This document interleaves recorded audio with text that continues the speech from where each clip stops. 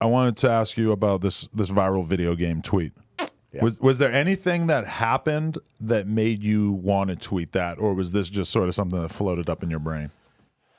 It was a combination of some people I was talking to, and talking about experiences of people close to them who would just kind of play video games all day, and would just, that's all they would do is play video games. Stories of like girls who would go on vacations with their boyfriends who would take their PS5 with them on the vacation. That's sad. Right. And then my own personal experience, like, about a year ago, I was going through some depression, not like a serious, dark, like depression, but I was going through some things in my life. And in order to deal with it, I would just play video games for like 10 hours a day.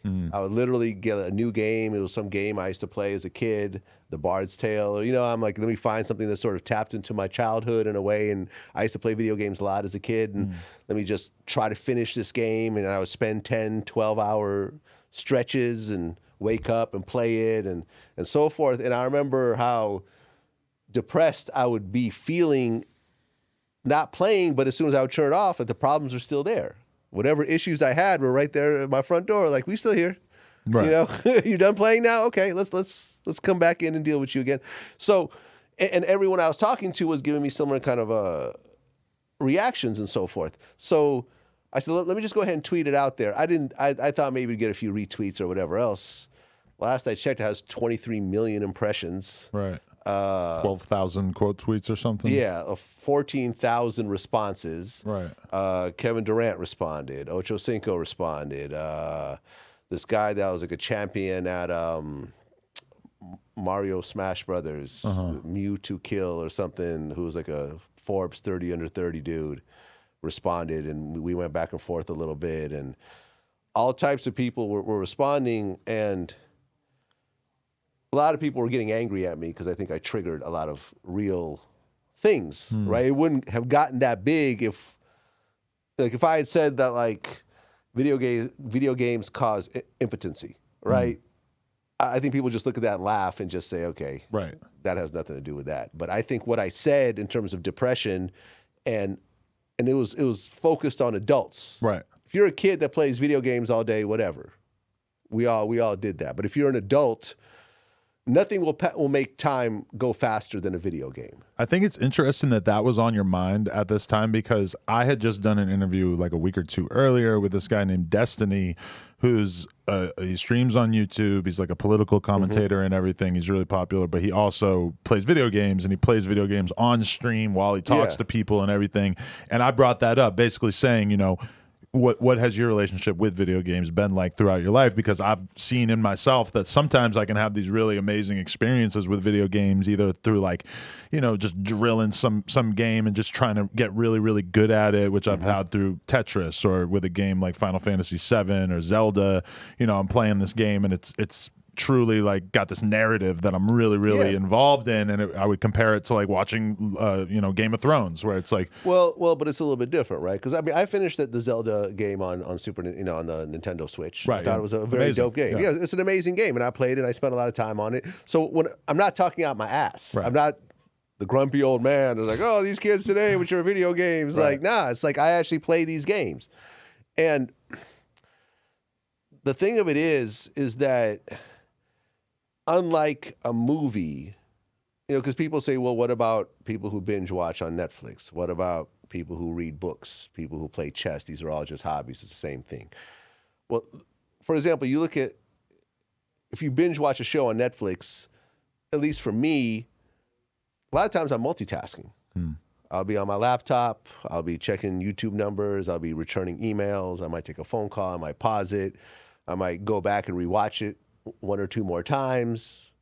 Even a show I really like House of Dragon or Lord of the Rings or Better Call Saul or whatever. A video game requires your total undivided attention. You can't multitask a video game. Sometimes. Sometimes I play video games. I play Pokemon Go while listening to podcasts, and I play poker while listening to podcasts. So a lot of times I'm multitasking those things. Okay, I've never been able to pull that off. Okay. Well, and a lot of games you wouldn't be able to because there's audio that's important. Right, that's what I'm saying. You can't really. I mean, I guess maybe with Zelda, if you're just trying to destroy a bunch of stuff, but if there's a storyline and so forth, usually you're fully engrossed in that game. Plus, the games have. They're really designed just kind of like how social media is designed to really suck you in, to really keep you going and playing for hours. As well as like the micro payments that are designed for you to keep spending money so you'll get to a level that's hard to get to and so forth. So, and look, it's a business. The people who are making it, they want that. They're trying, video games, I believe, are the most profitable form of entertainment. I believe Grand Theft Auto made more money than any music or movie project in the history of the world. Wow. Because it's a higher price point, right? It's like $60. Right. Plus all the extra shit. So there's a financial incentive to set this up. Yeah. But at the end of the day, because people are like, oh, well, it's just art, just like anything else. It's like, well, a painter creates a painting. A gamer creates nothing. They're just spending their time playing a video game with ultimately nothing to show for it.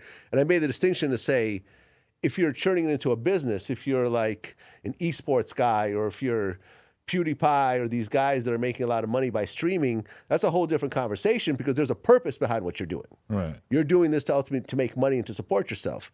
But if you have a 9-to-5 job, you come home. One guy said in the comments, he said, I play games for 6 hours a day and I don't see anything wrong with that. And it's like, well, if there's 24 hours in a day, 6 of those hours are spent sleeping, right? You have 18 hours left. 6 of those hours are spent games. You're spending a third of your life playing games. I would just like to hear somebody like that articulate exactly what they think that they are getting out of those 6 hours a day, because some people do get a real sense like of community. Yeah. You're playing these games online with other people and you're able to talk to them and stuff. I could see there being a lot that you could get from video games. I just think that in reality, for a lot of people, like a lot of people I know play Fortnite, they're going to sit on the computer for 8 hours and they're going to compete in this game that does not have like an overall overarching cash narrative. Prize or anything. There's. I mean, I guess if you were to become truly elite, you could make money or whatever. But for the most part, you're just repeating this scenario over and over and over, trying to get better at it. Yeah. And I get why it's fun, but I think at a certain point, if you're honest with yourself, like when I was saying, having that conversation with Destiny, that he said there's been times where he's been completely engrossed in games and having a really positive experience, and there's been times where it's basically just been a function of his depression or his, where you're trying to avoid something that you have to do. And you could very much achieve both, I think, through video games. And I think a lot of people aren't really self-aware about the fact that they're maybe not getting something great out of it. Yeah, man, and there's always a justification. One guy was saying, because I made a comment about taking the video game on vacation with your girlfriend. One dude's like, "Yeah, this is ridiculous. No woman would stand for this." And the response was, "Oh, you let women run your life, huh?" And it's like, there's no talking someone out of this. Once their mind is set that this is what they do and they justify it, you're messing with their self-image. And yeah. I mean, that was the biggest tweet I've ever made, I think, in life. And I've been on Twitter probably for like 15 years. Like, it's crazy. And the other thing about it, too, though, like, I like working out. But I'm not going to work out more than like an hour or two a day because there's a natural limit on what my body can do. Yeah. With a video game, you can sit there for 12 hours and play it. And there's nothing that's going to stop you. It's really like the path of least resistance. Right. It's always there to play with you. It's always there to make you happy. It's always there to give you some level of achievement. And it's been designed to be that way. It's designed that way. It's not like Mario Brothers was bad at it, and these new games are great at it. Right. And, one of the guys, we were going back and forth a little bit, and he's like, yo, some of my greatest experiences were with video games when I was younger. And I'm like, you probably would have had better experiences with a girl. Because when I look at, to me, it's sort of just obvious. Like, when I say my top 100, I think that's what triggered people is the top 100 experiences. Because people are like, no, some of my top experiences were with video games. If I look at my top 100 experiences, if I just look at my experiences with women alone, video games are already out of the out of that list. All right. Like I've never had a video game experience that's been more impactful than an experience with a woman. Right. Right? Various women throughout my life. Like, I just can't compare those two. But some people can. But maybe some people haven't really had a lot of experiences with women and so forth, so they don't have the same one-to-one. We grew up in a way where we had the early years in our life where we weren't online, and then at some point the internet comes around and we sort of slowly get into it, because in the beginning it maybe wasn't all that interesting, and then you slowly see it becoming more and more involved, and you have more and more stuff you can do online, to the point now where realistically I could probably wake up and spend 16 hours online every day watching YouTube videos, reading Twitter, watching people's Twitch streams, etc. And sometimes that scares me a little bit when I look at these Twitch streamers who have a couple 100,000 people watching them live all fucking day. And it's just, that's a lot of people who are really just in the house watching some shit and you know, sort of living this like fake friendship by pretending that they're friends with Pokimane or whatever, who I don't know if you know, that's a popular Twitch streamer. I don't know what that is. Right, but I mean, when I look at that and I think about all of the stuff that I had to go through in my life in terms of just being around people and developing the social intelligence and learning how to talk to a girl in a bar from scratch without any kind of lead into it or whatever, and then you think about some of the stuff you see about kids these days where they're having a lot less sex, which might sound like a good thing, kids not having sex, whatever, but like the percentage of like, not even like high school age kids, but like 18, early 20-year-old kids, they're like really having less sex and they're interacting with each other a lot less. And I personally think this stuff is all looped in with why we have problems with school shooters and incels and people who are just like isolated and they get weird and they think that maybe life is a fucking video game, and if I walk into this mosque and I shoot 40 people, that's going to be somehow virtuous, because I think they kind of it's easy. If you want to get led in that direction online, you could find the forums that are going to tell you that life is a video game where you need to kill people. Well, I mean, someone told me, I don't know if it's totally true, but someone told me that essentially every school shooter is a hardcore gamer. I would be interested to fact check that, but I also could think a pretty significant percentage of them off the top of my head. Yeah. The trench coat mafia guys like that, those were hardcore gamers. And they're living their life with this type of interaction, not a whole lot of human interaction. I mean, listen, it's a lot harder to meet a girl, go on a date, go through the initial awkwardness, the first kiss, the rejection leading up to the date. Yeah, you know, leading up to that, you know, because the guy, this Mewtwo Kill guy, when we were going back and forth a little bit, it started out relatively friendly, because he was saying, yo, a lot of my great experiences were during this time, you know, and I disagree about this whole depression thing, and I'm like, well, I just looked at your profile. You have Asperger's, you know, you have OCD, which I have as well, so I can relate to that, and you've been suicidal, it's all documented on his Wikipedia page. And then it was like, oh, how dare you talk about my past? I try to forget it. Like, you know, you have no right to talk about this. And I'm like, you entered a chat with me. Like, I didn't know who you were. You entered a chat with me to talk about depression. Right. Suicide is the ultimate form of depression, to the point where you don't even want to be on this planet anymore. So you being suicidal and saying that video games have nothing to do with my depression is not a realistic conversation. If you're going to enter a chat with me, like, you don't know who I am. Like, this is what I do for a living. Like, I get into people's backgrounds and I analyze people, and we have conversations about serious topics. So I don't think we knew who each other were before this happened. And then he got all triggered and was like, oh, fuck you. And it's like, whatever.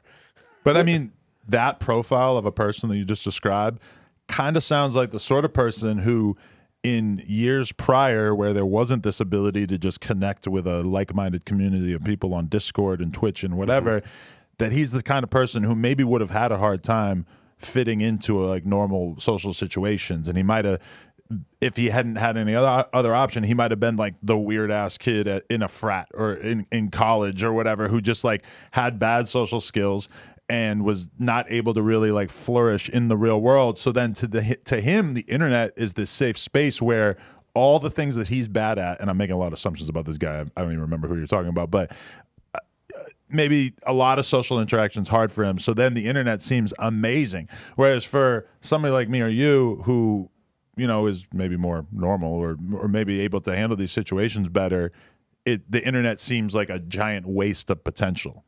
Whereas for some of these people, I think it seems like a great way for them to avoid all the things that they're just never going to be good at. Yeah, like I said, for me, Twitter, Instagram, YouTube, Facebook, TikTok, whatever it is, there is an overbearing reason of what I do it, and it's really around my business. It's really about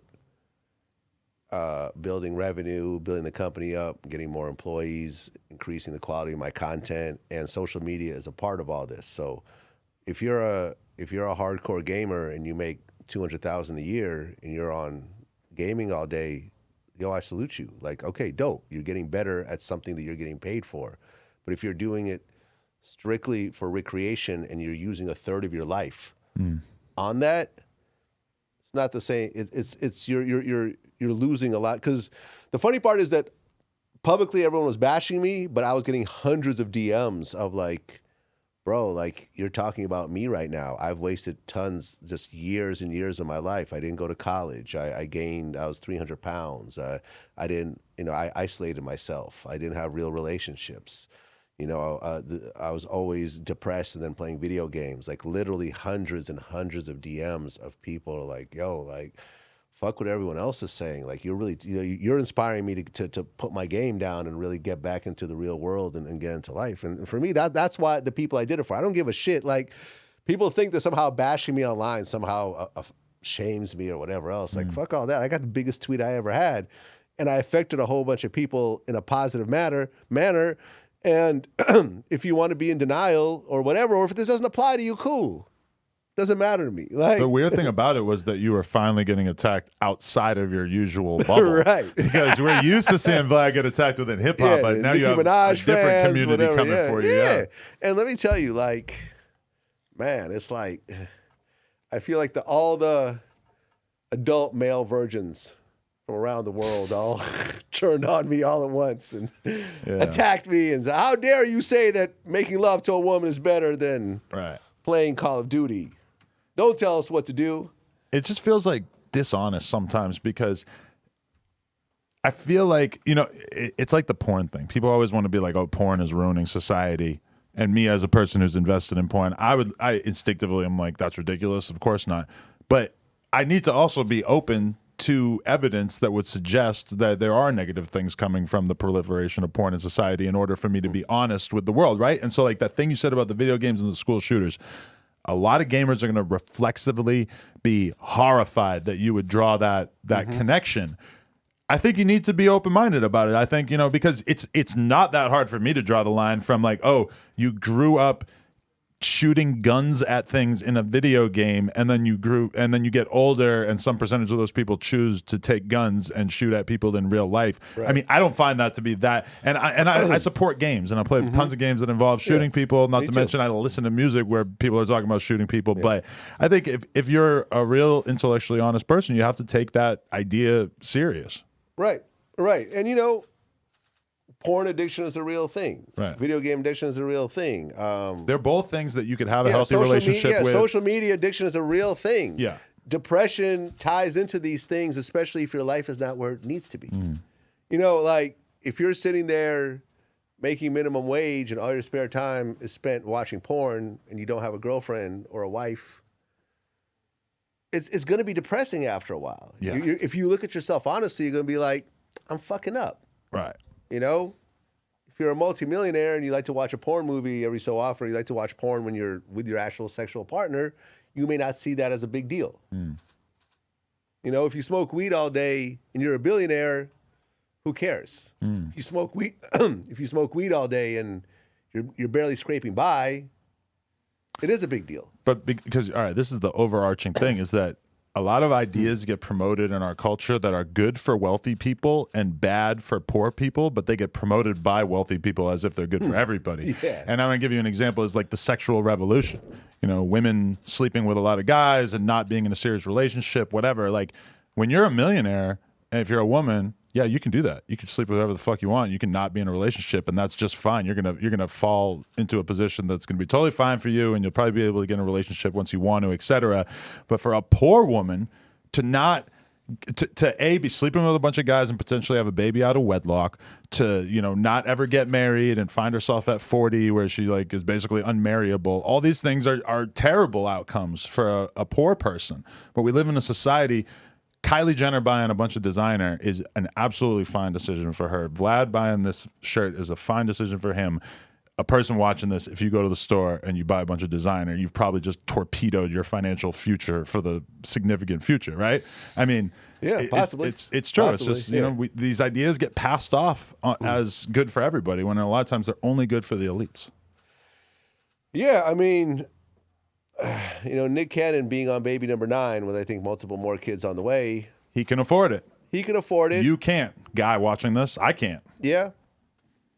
But certain things are not good, period. So you could afford it. So, yeah, the kids have money, but how much time are you spending with each kid? You got 9 kids with like 8 different baby mothers. I saw you and Ak having that conversation. What's that? I saw you and Ak having that conversation the other day, and he was saying like a lot of people are truly successful kind of like blow off the family thing because they're so focused. They put fame and success above everything else. Yeah.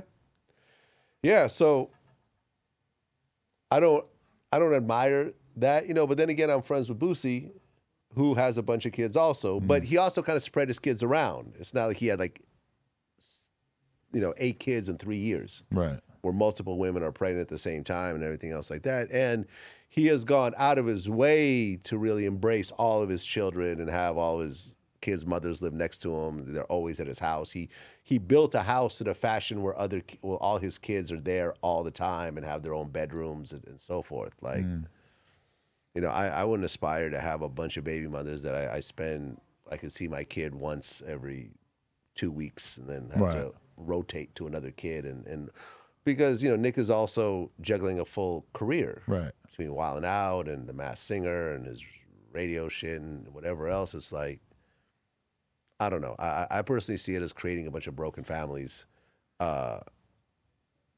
not really dealing with the reality of that. It's hard for me to understand how he would want to live that way, but I'm also on baby number 1.